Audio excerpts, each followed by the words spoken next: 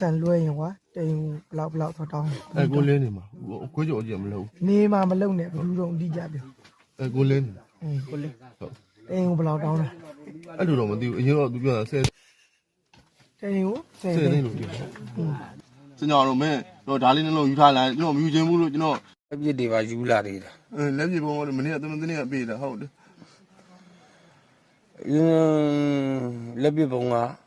ဘယ်နှလုံး နှလုံးနဲ့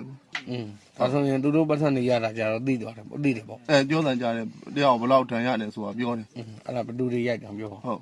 ကျွန်တော်တို့ဦးသားဝင်မာတင်ချွေးမှပြန်လာတော့သူတို့စင်ကြောင်ခေးရပြန်လာတော့တန်ရတာဟုတ်တယ် ဘလောက် 30လားမသိ နောက်တော့ နောက်တော့ကိုပလင်သားတန်ငွေရတယ် ဘလောက် ကိုပလင်သားပြောတယ်60လို့ပြောတယ် အဲ့လားပဲရတော့ ဟုတ်စင်ကြောင်ရိုက်တာ စင်ကြောင်းကဘလို့တော့လက်မှာဖမ်းနာလားဟိုအိမ်ကိုလာဖမ်းနာလား သူစင်ကြောင်လာလို့ပြောတယ်အောင်သူခင်က မဟုတ်လေအဲ့ကောင်လေးကစင်ကြောင်းကိုတွားလို့မိတ ဟု ယ် တ်စင်ကြောင်သွားလို့မိရပြော ဟုတ်အဲ့လားဆိုသူကဘလို့တော့ဘလို့ပြန်တော့နာ ဘယ်လိုပြန်တော့ဒီသူအောင်သူကိုပလင်ကတင်း60နဲ့ရွေးရမှာတဲ့ စင်ကြောင်းတော့မရင်းကျင်တော့မင်းပါလား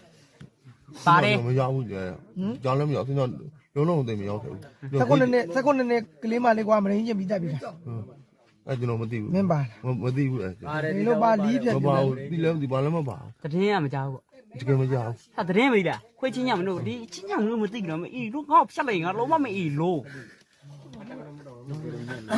နိမိငါလို့အေးလို့ပြည်သူလိန်စားဖို့လာပဲအုံတော်ဒီမှာတွေ့သေးတယ်ဒီစောက်အုံတော်ပြည်သူလိန်စားဖို့တွေ့သေးလား